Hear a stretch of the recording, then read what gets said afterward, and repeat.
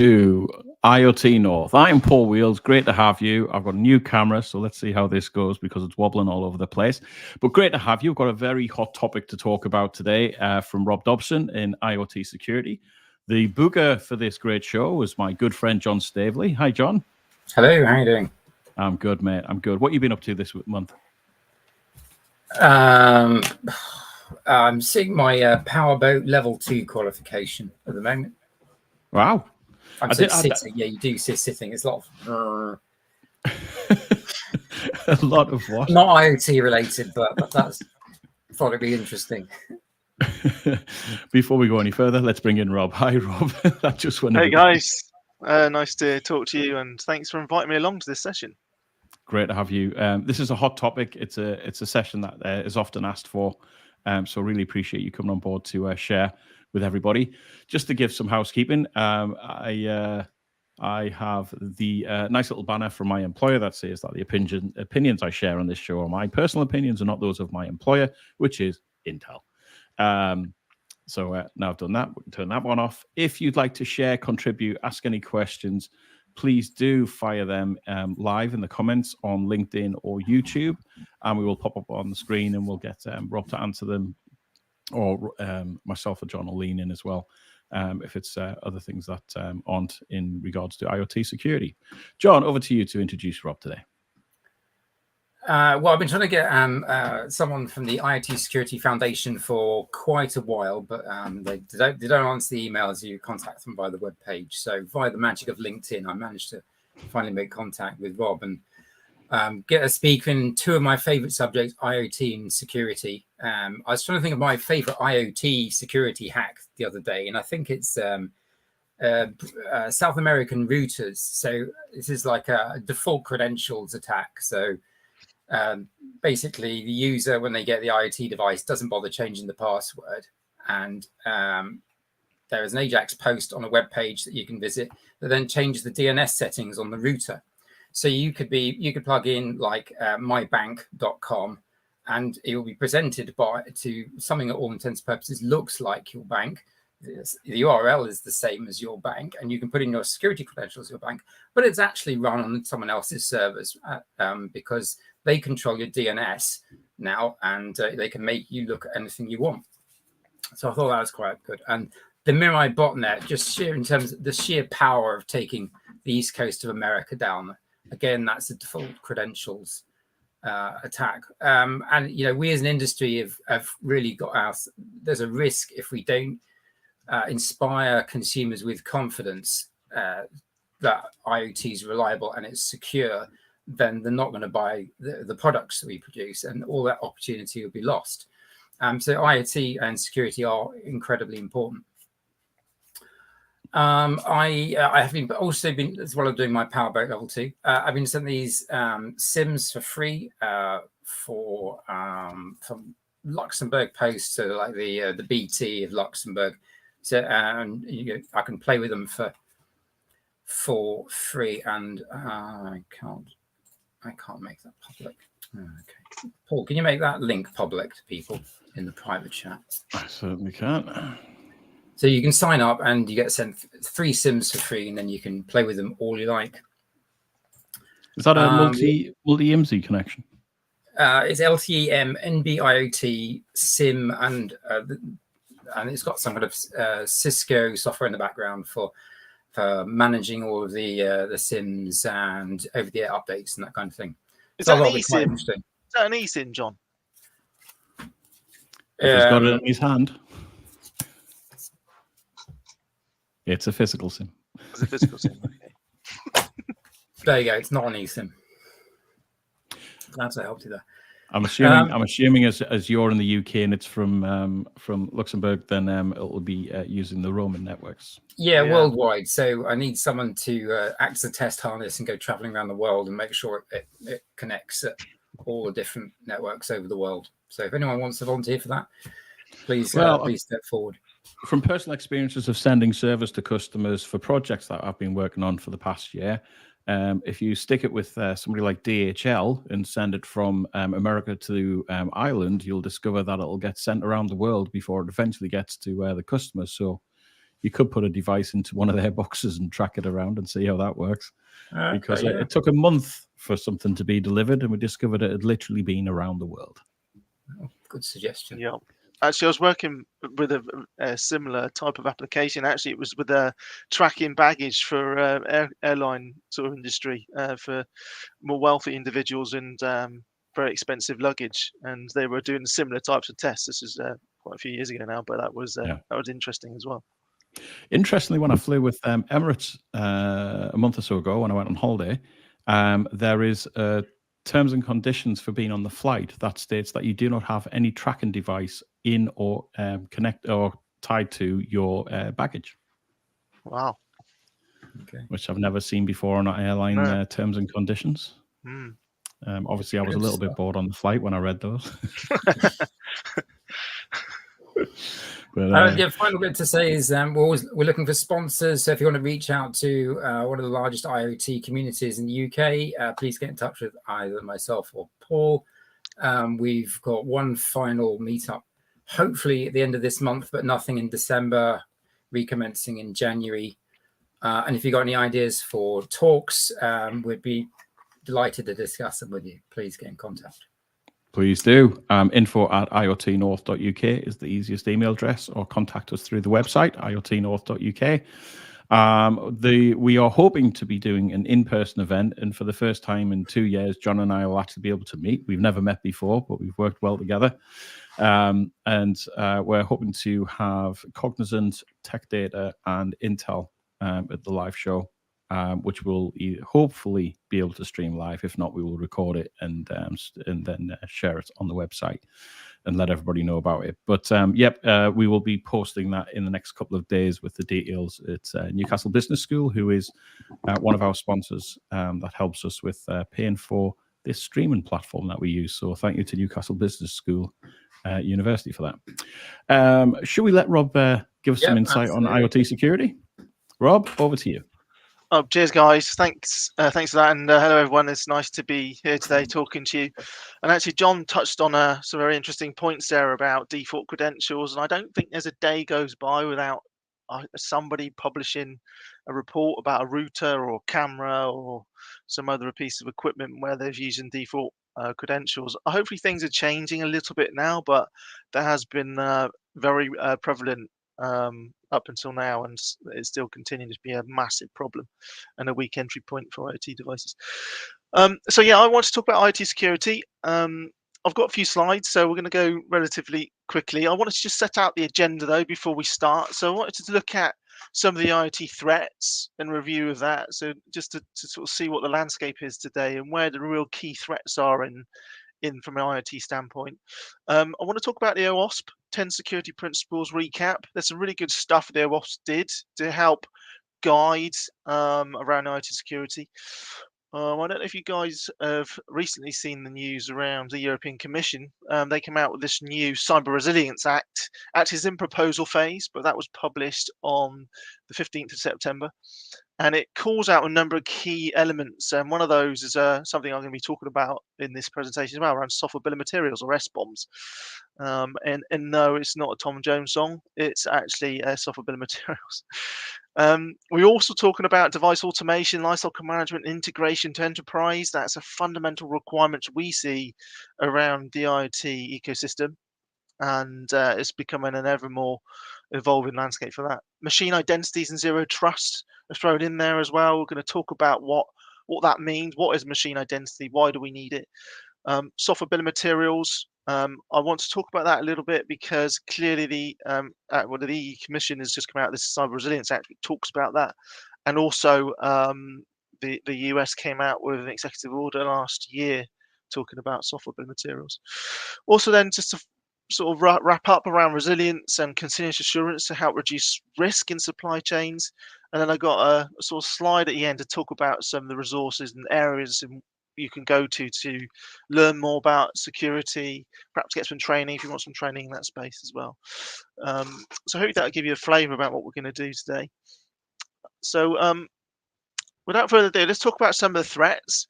And I've just pulled a couple of reports here. You can see one from Unit 42, IoT Threat Report on the left-hand side, and the 2022 Sonic War Cyber Threat Report. Actually, that's just been updated as well a couple of months ago for mid-year. And you can see on the left-hand side here a split really into three broad areas. 41% of exploits are related, sorry, 41% are exploits, including things like network scan, remote code execution, command injection, buffer overflows, SQL injection, 0 days, and so forth. 33% is related to things like botnets. Yep, they're still knocking around, backdoor Trojans, ransomware, and worms. And then there's the user practice space. So, things like default passwords, right?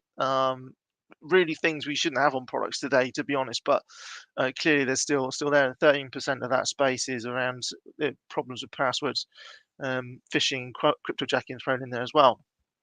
But you can see that actually, but the IoT and these vulnerabilities and these threats which IoT's devices sort of carry, attackers see that as effectively an easy target, and it's mainly used as a stepping stone to perform lateral movements inside the network. So get onto an IoT device, exploit it in some way, perhaps through a critical vulnerability found on the software, and then get onto the device then to move laterally into the network. And we've seen that many times actually, which is why really, really important when we talk about IoT to put the right security controls in place to mitigate that. And then just touch on the Sonic War Cyber Threat Report. IoT on the right hand side here, 57 million IoT malware threats. I think this is reported 6 monthly, so in the 6 month, up 77%, which is quite a big number, and that's only growing, right? Because the number of devices is growing and so forth, and the sheer number of attacks is growing. So interesting to look at those numbers. Equally, ENISA came out last year, I think it's 2021 report, with a threat landscape for supply chain attacks. And again on here, the biggest percentage is attacks focused on the supplier's code. 66% was on the supplier's code. 58% is aimed at to access data. 62% on the exploit trust computers, customers and their supplier. And 62% of attacks rely on malware. So clearly, running theme here around code. And actually, if you look at the techniques used under the hood there, clearly you've got malware infection, you've got brute force attacks, so trying to guess default passwords, and a lot of them, unfortunately, we see are very easy to crack. If you use an admin, not a good thing to do. Also, interesting, exploiting software vulnerabilities, and this is where actually I'm just pointing to software bill of materials.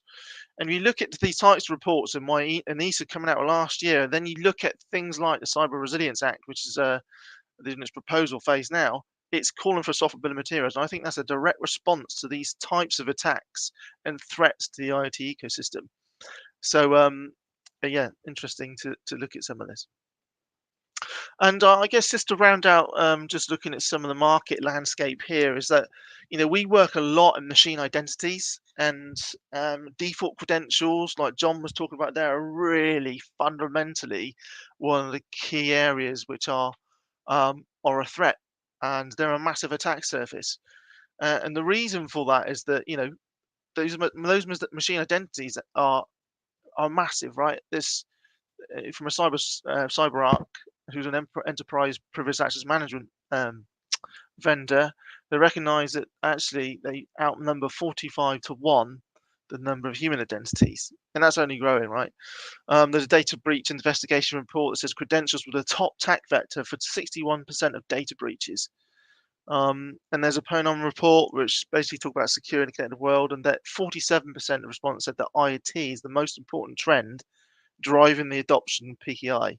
So using certificates and a strong identity bound to the device is a key driving theme there. And not to mention the financial cost here, right? So there's a report identifying there's $51 billion to $72 billion worth of losses from unprotected machine identities. So anyway, that's should give you a sort of flavour about what we're up against in this world from an IoT standpoint and the threats. But if you look at some of the really good stuff that some of the organizations are out there doing, IoT Security Foundation is one of those, and I've got some information about that in the sort of latter part of this presentation. But OWASP have been doing some really good stuff and identifying some of the top 10 areas where, the key threats for these types of IoT devices. One is default or weak, guessable, hard-coded passwords, default credentials. The second is insecure network services. So things like having services running on your devices, which they shouldn't be running on your devices, and they're an entry point for those rogue attackers. Insecure ecosystem interfaces, so not having authenticated backend APIs, for example, or not securing those APIs on your backend. Another entry point. Lack of secure update mechanism. And we see actually a number of vendors that have got update mechanisms in place, but they're not secure. So how do you prevent somebody actually instigating a firmware attack on your update on the device, right? If you can't attest that software is trustworthy on the device, how can you make sure that it's running the right software through that update? Number 5, use of insecure update components. In fact, when we talk about the Cyber Resilience Act, which I'll go through in a bit, is actually calling out the fact that you shouldn't produce and go to market with a product with outdated or insecure vulnerabilities found on that product. That's a big shift, that is. Insufficient privacy protection, so not having the right controls around the data. Clearly, things like medical is really important in that space. How do you protect that file data coming off the device if it's really sensitive patient data? Insecure data transfer and storage. How do you get it off the device securely and then store it securely on the back-end systems? And only allow certain applications to access that data or users to access that data. Insecure default settings. Yeah, that's a sort of hygiene thing, I think, is make sure you have the right default config settings and things in the first place. Lack of device management and lack of physical hardening. So an example in the physical hardening space is things like don't expose the debug headers on your board, right? Don't root them out so somebody could actually physically get on the device by hooking up to the debug and understanding what software is on there and so forth. So some good principles, and actually when you then look at what OWASP you're saying you should do to help mitigate these types of threats is have a unique set of credentials for each device.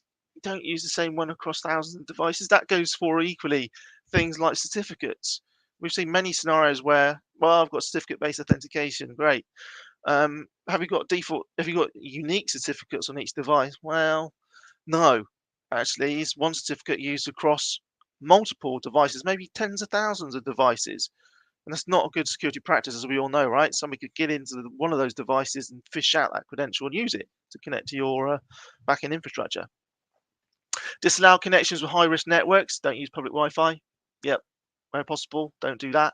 Authenticate and authorize IoT endpoints. You've got to be able to do that these days because all the IoT applications that we see out there, things like the Azure backend applications, the AWS IoT cores, I would say Google, but they've just basically said they're going to pull out the market next year.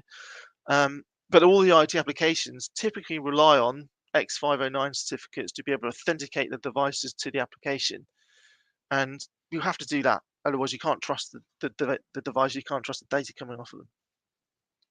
Verify source and integrity of updates with digital signatures. I think I touched on that previously. Yeah, you need to be able to do that end to end to make sure the right software is on the device and that you can trust it. With this using digital cryptography to support that. Replace legacy technologies. Don't use old libraries because you're sticking code in there with a whole bunch of vulnerabilities already. You're already at a bad starting point. Storing necessary information, ensure end-to-end data. Number 6. Yep, encryption of data when at rest, in transit, and during processing. We all know encryption's easy. The actual difficult part to encryption is the key management around that, right? So how do I get the keys in the right place? And how do I manage the keys?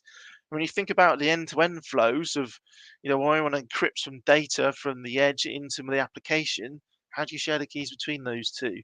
Make sure they tie up, especially if you're using symmetric key type technology. Secure decommissioning and monitoring of assets. that's an interesting one, actually. You think about when on end of life the product or your IoT devices, what do you do about it? There's good hygiene. Perhaps you want to revoke the credentials that are on the device so they can be no longer used to connect to the IoT applications.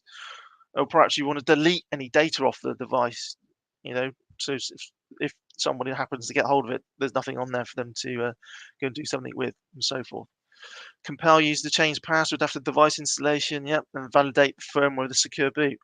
So there's a number of 10 really good principles there that you should really take away, and I would encourage you to go and look at this stuff because it's really quite useful when you're building out IoT devices in the ecosystem.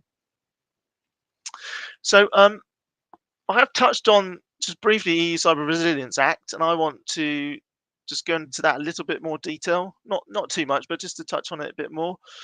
Really, the outset of this publication is on 15th September. It's a proposal phase, and it's really to ensure that manufacturers improve the cybersecurity of covered products throughout the whole life cycle, right? So not just while you have built the product, but actually through the lifetime of the device, through updates, through the usage of the device as well. So it's interesting to look at that, and it's to create a single current framework for cybersecurity compliance in the EU, to increase the transparency of cybersecurity practice and properties of products and their manufacturers, and to provide consumers and businesses with secure products ready for use.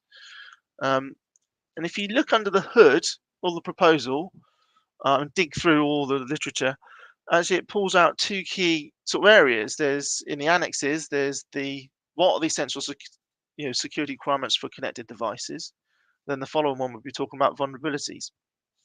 So this one pulls out a number of key elements here. So I've highlighted some of this in yellow. Be designed, developed, and produced with the appropriate level of cybersecurity. So any device, or what they call as digital elements in this proposal, has to be designed, developed, and produced with appropriate level of cybersecurity, delivered without known exploitable vulnerabilities. Back to what I was just saying previously. Provided with secure by design default configuration, protect against unauthorized access, authentication, identity management tools to help with that, protect the integrity of stored and transmitted or processed data, limit attack surfaces. So make sure that you do your homework and make sure that you understand what attack surfaces are and mitigate those where you can as much as possible, and address future vulnerabilities through secure updates, as it says under here. So that's one part. The second part here was actually what are the essential vulnerabilities requirements for IoT manufacturers, and this is where actually this software bill of materials is coming in again. So one of the key requirements here is that you're asking for the document vulnerabilities and components of a product, including by drawing up a software bill of materials in a commonly used machine readable format. And we'll go into some of that software bill of materials in a bit.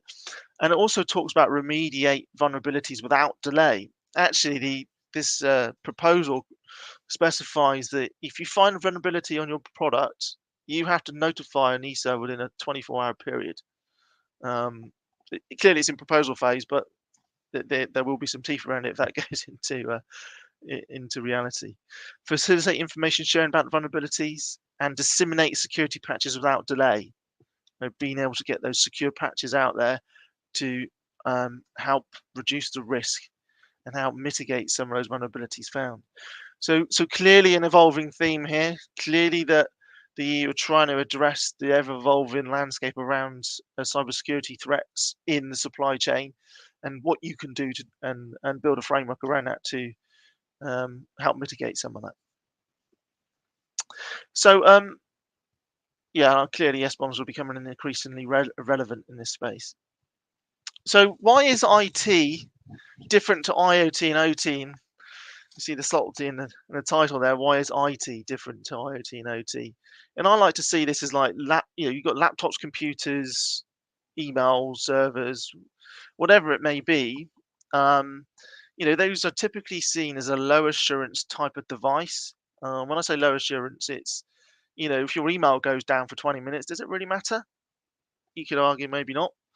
They're typically managed through a detect and respond type of approach. So a network administrator might put this device on a network or give you the device.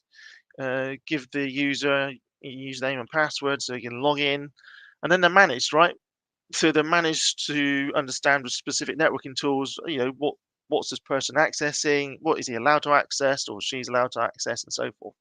It's typically a manual approach to that type of product, to getting it onboarded and managing the security posture around it. Whereas what we're moving to really is what I see is resilience by design and a high assurance model, because what we're talking about here on the right hand side is, we're talking about medical equipment, robots inside theatre. In fact, we do a lot inside theatre, and some of the robots in there doing knee and hip surgery, making sure they're doing right knee and hip surgery is obviously life-threatening. Automotive, industrial sites, pipelines, the list goes on here, right? But the point is, there's an injury and fatality problem potentially as privacy and IP protection problem, so they require a different sort of security model. You have to look at this in a protect, prevent model, so where you build in security from the outset to address the fundamental challenges around the security requirements of these types of products. And equally, the scale requires them to be automated, because back to that CyberArk report that the number of identities, for example, is 45 to 1.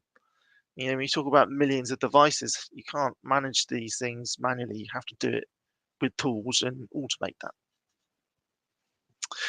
And then you throw in the life cycle, right? So you think about the life cycle of each of the devices. In fact, this paints a picture of the life cycle of any given device. So you sort of 4 key steps, 1, 2, 3, 4. Where you, number one, for example, build in the right security controls into the product from the outset. So if you're building, for example, an oxygen concentrator, you want to choose the right MCU who's got the right security controls on place. Perhaps it needs to have a TPM or secure element on there to secure your credentials. And you want to then be able to make sure you can trust those devices, right? So you need to build in the right identities at the edge, the right root of trust. And that's the cornerstone to be able to trust how you automate the onboarding of these devices then to your chosen application. So that product, once it goes through to the reseller, to the owner, has to be onboarded to your chosen application, whether that's Azure, Ericsson, ThingWorks, AWS IoT Core, maybe you've got a homegrown application, but you can't touch every single device because there's so many of them. You have to be able to do this onboarding approach in an automated fashion. And once I've done that onboarding approach, I perhaps need to give the device an operational credential, so it's also secure, from end to end into the application. Or for good hygiene factor, you want to, rotate out the initial bootstrap certificate, for example. And then there's number 3, the security management, back to things like the Cyber Resilience Act, calling out that you need to manage the device through the life cycle. So, for example, providing a way to do secure updates, or maybe managing the crypto keys to the device and the application, or other operations, perhaps need to renew, revoke credentials through the lifetime of the product.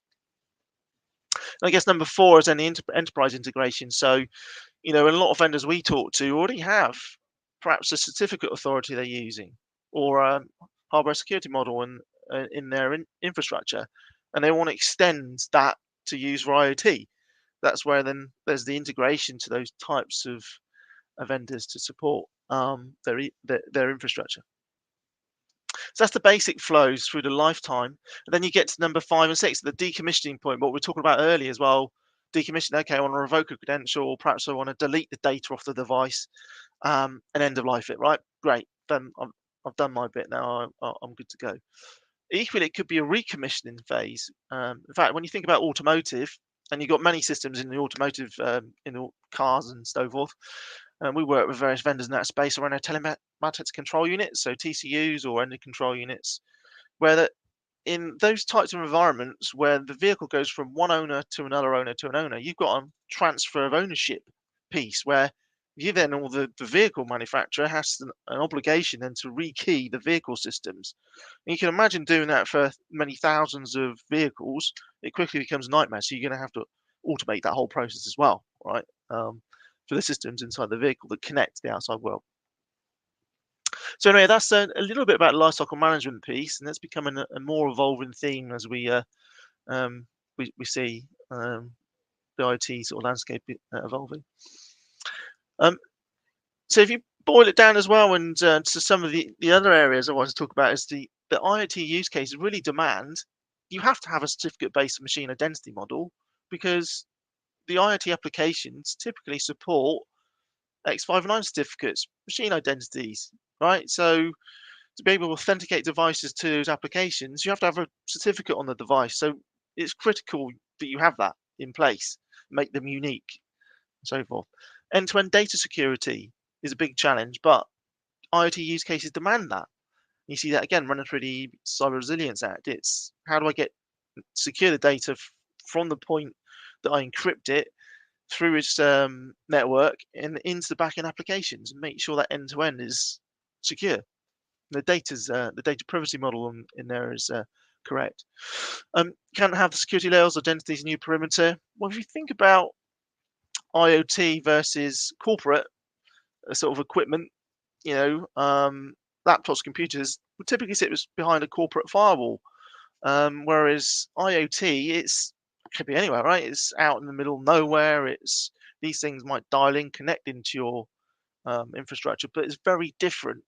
And actually, we see the identity as the new perimeter there, because that's the first point. You have to be able to trust it. There's no way you can do second factor authentication on these devices. It's your identity as part of that. Applications needs that device trust to make the data valid. If you don't have this implicit trust through those flows, how can you make sure that you can trust the data coming off the device? And as we all know, these applications might have some AI on the back end. They're making some analytics decisions based off the data, perhaps for an industrial process or some other thing. But ultimately, you need to be able to trust the data coming off the device to make those decisions. A trusted method for secure updates. Yep, we talked about that. Secure lifecycle management through a device's lifetime is a huge challenge, because you've got all those steps I just talked about. It's not just fire and forget. I'm done for the rest of the time. I can't just stick a 15-year birthing certificate on the device. I've got to manage this thing for the lifetime. And then there's the ever-evolving legislation, which is just continues to grow. Like, for example, the EU Cyber Resilience Act last year, executive order from the US came out, and so forth. So hopefully that gives a little bit of flavour about the additional things that we sort of focus around. What do we mean by machine identities? Well, like I previously mentioned, it's the typical corporate is that human-based computers with a second factor auth or username and password, or FIDO, whatever you're using to authenticate those to your network. The machines inside the network, so things like the laptops and so forth, or maybe mobile phones. But outside of this is that versus the scaled IoT is what we call it. All various IoT stuff which you guys work on, ranging from medical to industrial and so forth, and they sit outside that firewall. So that scaled IoT is fundamentally different to that corporate IoT, and it requires a different mindset from that sense, that you can't do second factor auth. You can't put in the username and password because A, these things are mobile in the middle of nowhere, and B, they don't have a GUI to do that in the first place, as an example. So yeah, that's a little about that. And I guess this really, as part of this is ethos, just sort of growing, is zero trust, right? The EU executive order came out last year was calling out zero trust. That's really to try and improve the cybersecurity in their critical infrastructure. And one of the cornerstones of zero trust is having a strong machine identity. Having that identity in place is like a fundamental thing you have to do. And for those of you that don't know what zero trust is an IT best practice. Is always about you never trust the device and you always verify. So it's this continuous always verifying that is this thing trustworthy, is connecting to my network. we're continuously doing that. And whereas it should be applied, it's across OT, IoT, industrial IoT, everything really. And now you need zero trust of things. It's a better way to mitigate cyber risk. So adopting some of zero trust principles from the IT to IoT is only going to help improve and mitigate cyber risk.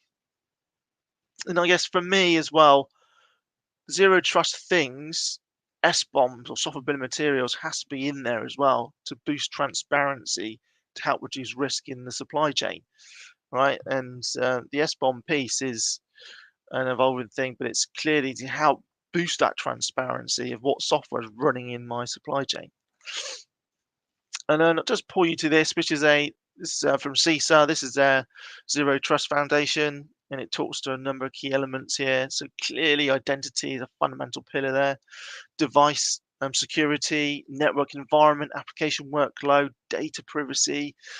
But running across all these is being able to provide visibility across all those things, and automation and orchestration. So being able to automate rules around, who can access what, and automate how devices are onboarded and so forth, and monitor them through the lifetime of the device. I would encourage you to go and look at this CISA sort of framework. It's quite interesting reading. So let's talk about SBOMs. I've sort of touched on them briefly. What are they? We can talk about SBOMs till the cows comes home, actually, and I think it's a really good initiative. And it's certainly an evolving thing, as we've seen through some of the things I've talked about previously. So a software bill of materials, for any of those who don't know, is a list of components in a piece of software. It allows manufacturers of a product to make sure those components are up to date and to respond quickly to new vulnerabilities. Buyers can use an SBOM to perform vulnerability or license analysis, both of which can be used to evaluate risk in a product. So in essence, software bill of materials is a bit like a hardware bill of materials, but it's just about the softwares in the product. So the library, software component names, author name, supplier name, licenses, version string, open source components, dependencies, and so forth. And there's also an augmented flavor of this, which includes things like the hashes of the libraries as well, as part of that bill of materials. So SBOM is a bit like a nutritional label. So like Coca-Cola, for example, has got a list of the ingredients in there, but it doesn't tell you how they're all put together. It doesn't tell you the amount of ingredients in that Coca-Cola and how it's put together. Certainly, it just tells you these are the things that are in it. So it doesn't really give anything away more than the fact that this is just a bunch of stuff that's in the product. So what's the point to SBOMs? Well, it's really to help reduce risk in the supply chain, but they need to be managed. What they enable vendors to do is to provide software visibility through the supply chain. So somebody further up the supply chain who's bought in a product can get visibility about, okay, well, I've just deployed this 10,000 devices in my infrastructure to help improve my manufacturing flow. And I've now got visibility of what software's on there, which is great.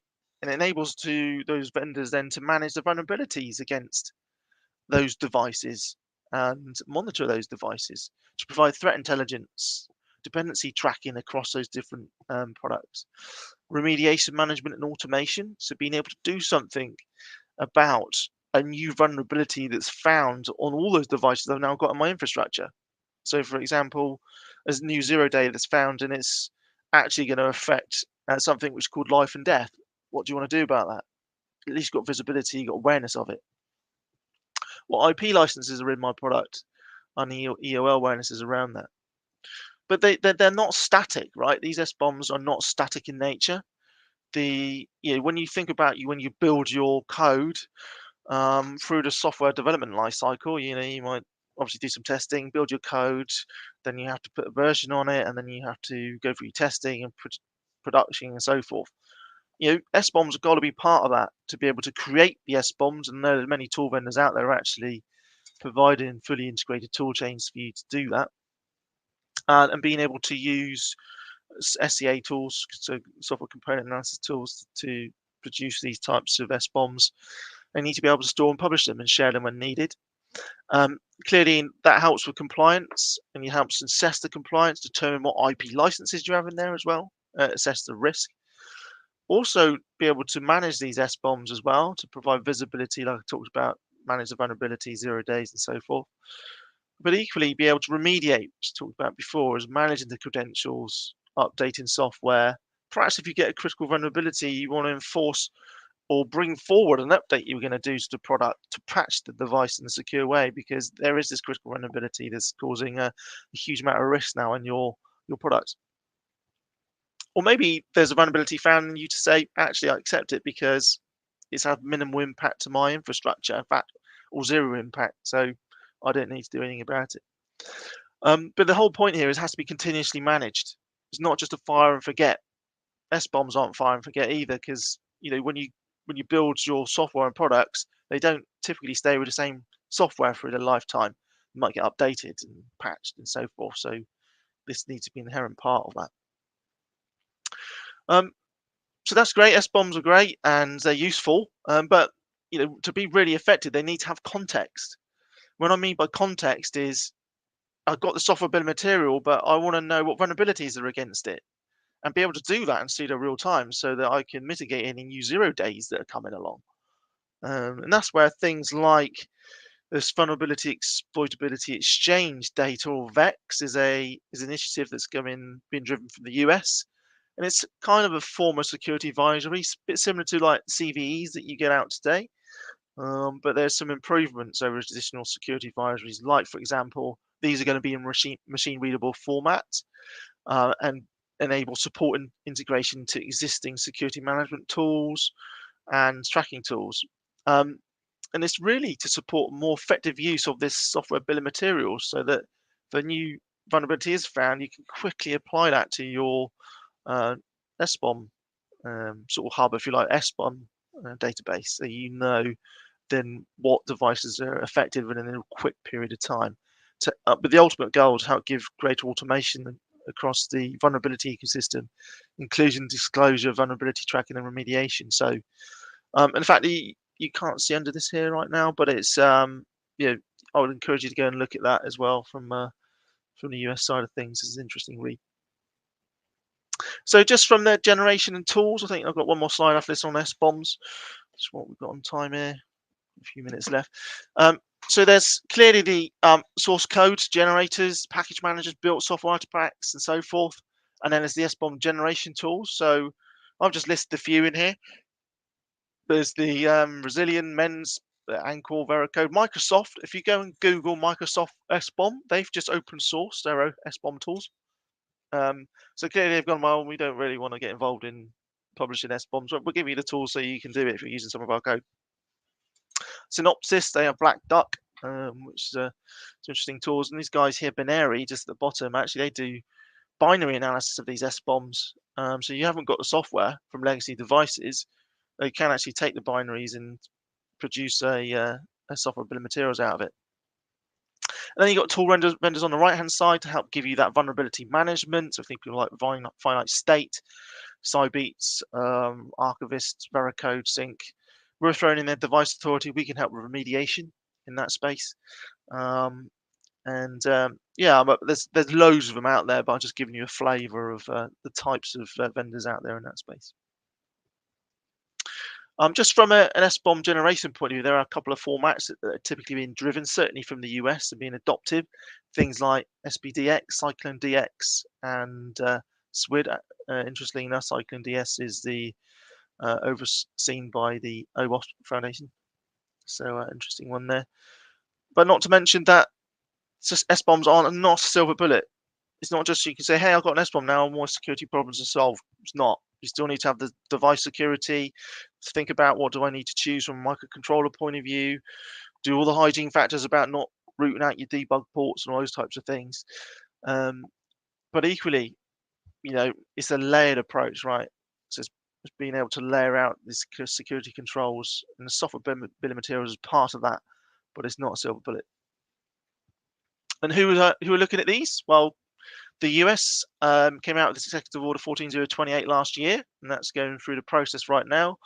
And it calls out zero trust, collaboration, and SBOMS to help improve cybersecurity and critical infrastructure. And then there's the Cyber Resilience Act, which is something which was published on 15th September. That's now going through its iteration of review with many vendors in the EU. You probably won't see that come through in action for 18 months sort of time frame, or maybe a bit longer. But there are certain vendors that are actually looking at this to future-proof their designs from now. So it's good to be aware this stuff is coming along the path. And then there's UK. What's the UK doing? Well, time will tell on that one, but for sure they will be looking at how they respond around this, because they've got similar challenges around the critical infrastructure and supply chains.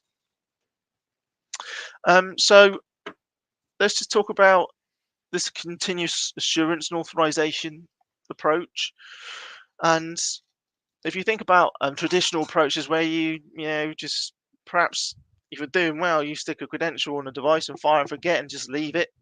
That's it, done for the entire lifetime of the device. It doesn't really work like that in this day and age. You need to be dynamic.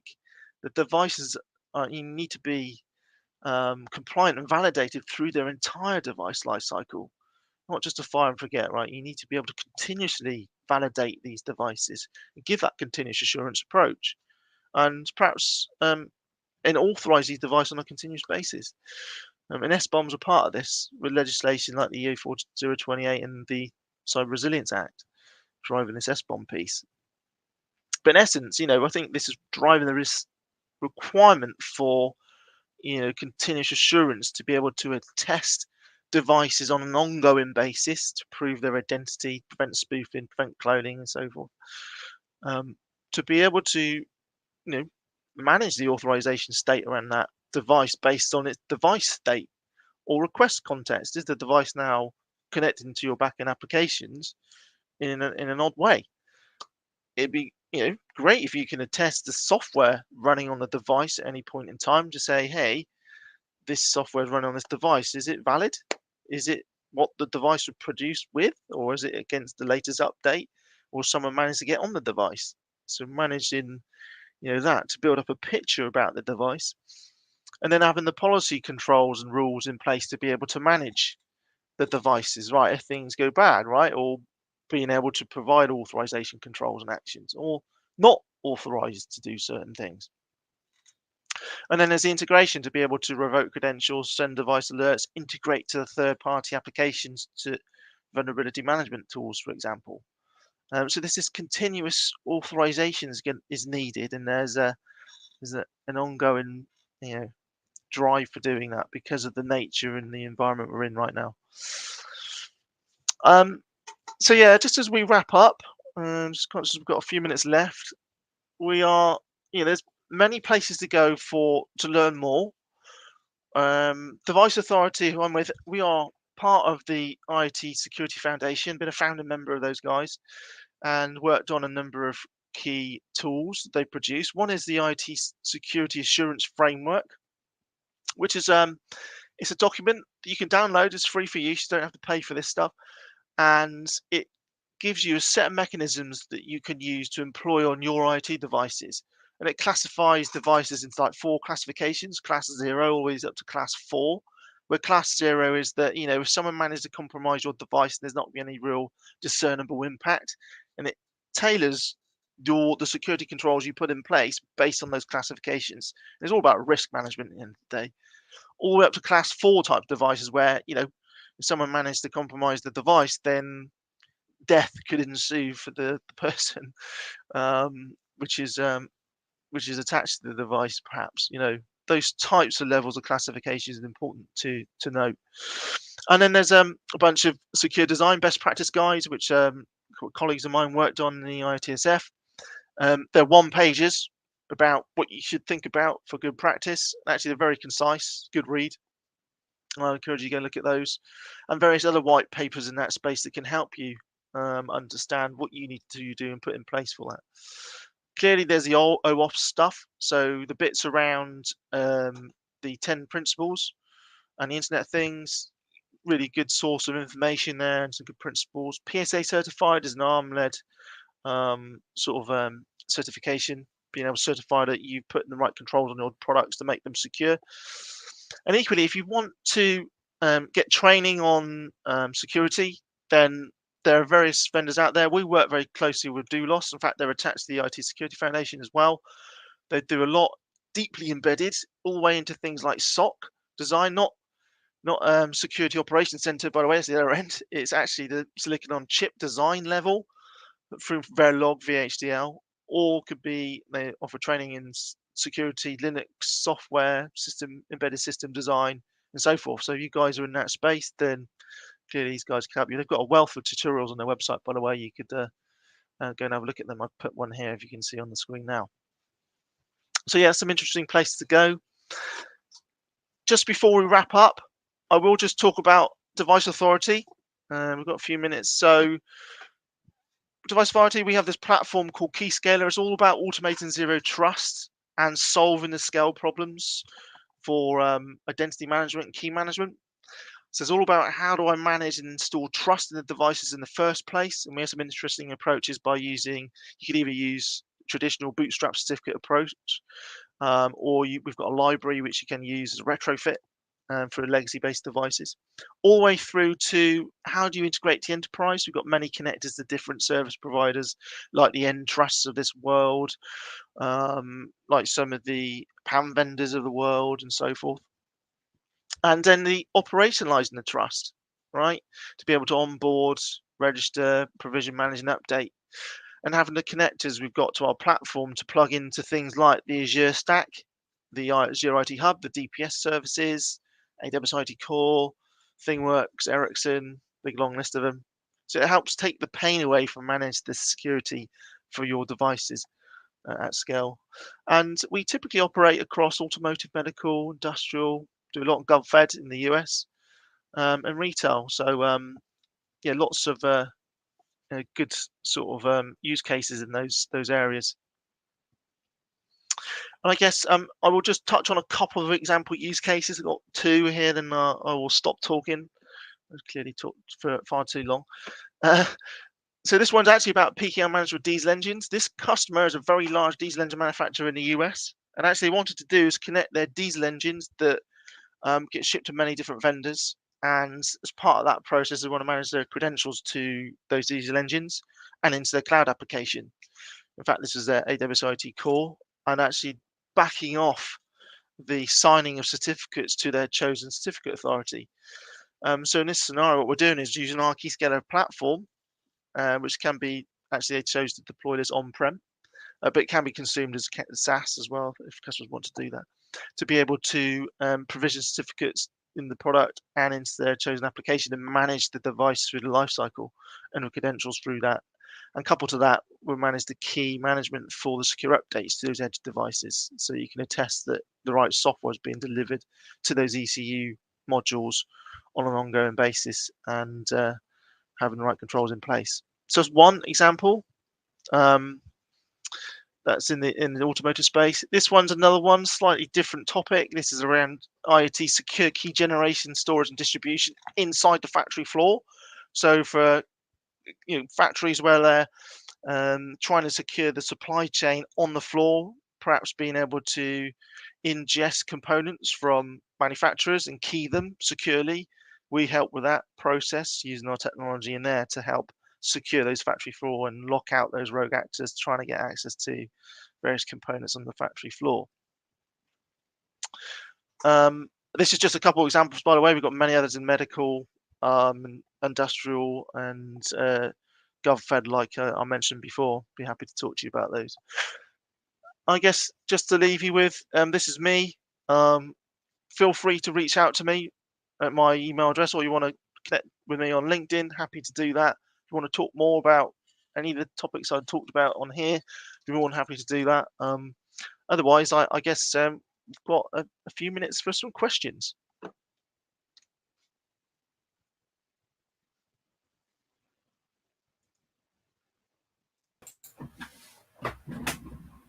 Oh, you're on mute, Paul.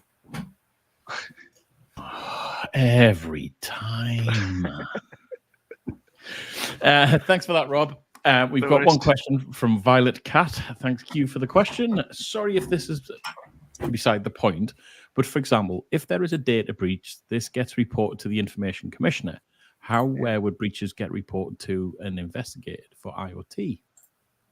That's a good question, actually, and it's similar approach from that point of view. That just because there's IoT doesn't mean that there aren't going to be data breaches, because there are.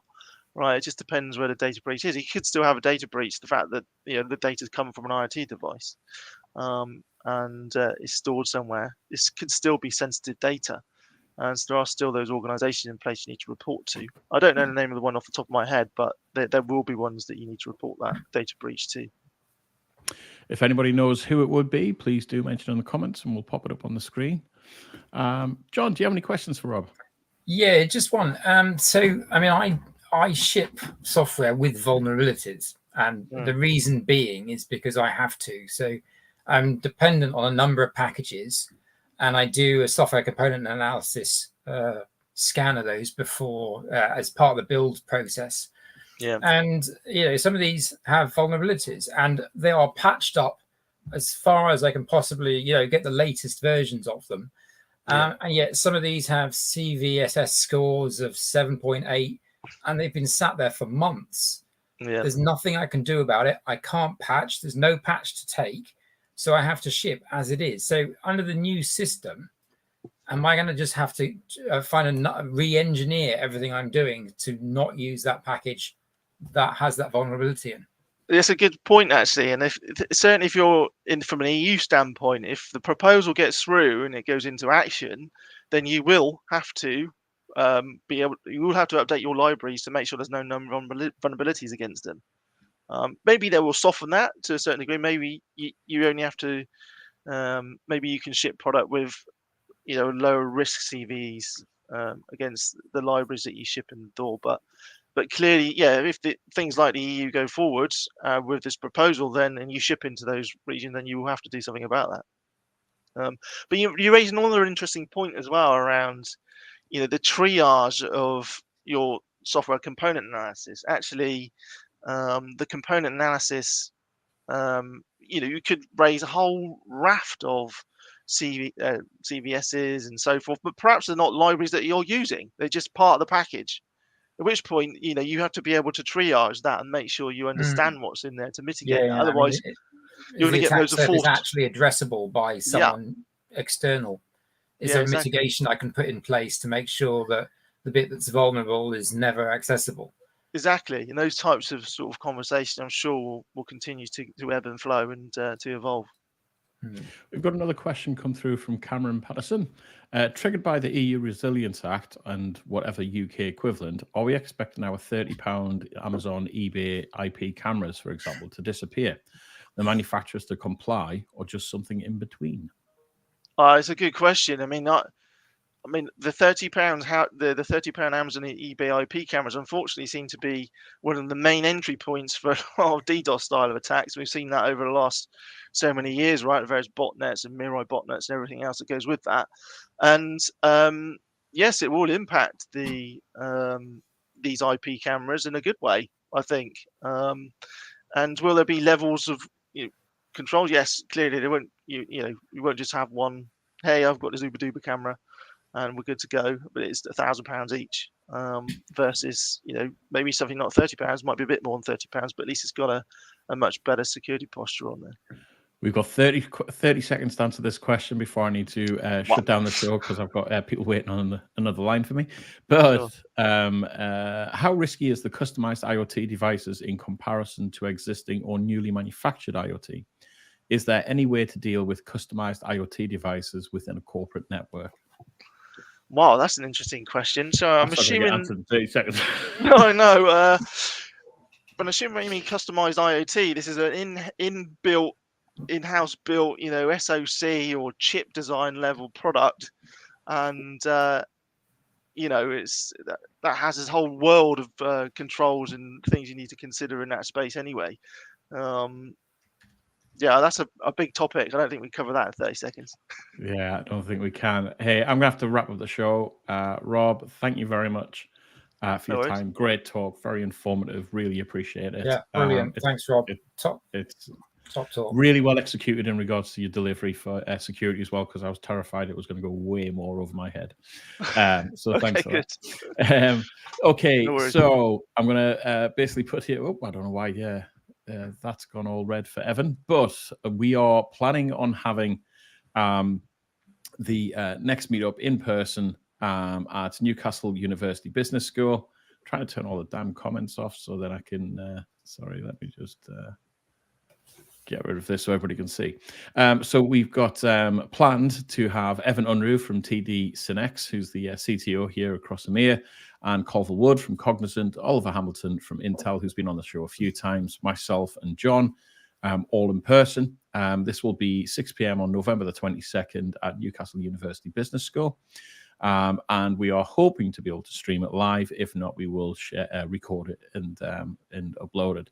So if you'd like to join the roundtable, 6 p.m. at Newcastle University Business School, it will be signposted. It will be, I think it's on the 8th floor that we're on, but it's a great view across into St. James's Park, right next to St. James's Park, which is just the best football club in the league at the moment, I would say. And on that note, Rob, thank you very much for your time. Really appreciate it, and look forward to catching up with everybody next time. Thanks, John. Look forward to catching up with you soon. Thanks, guys. Really good talking to you.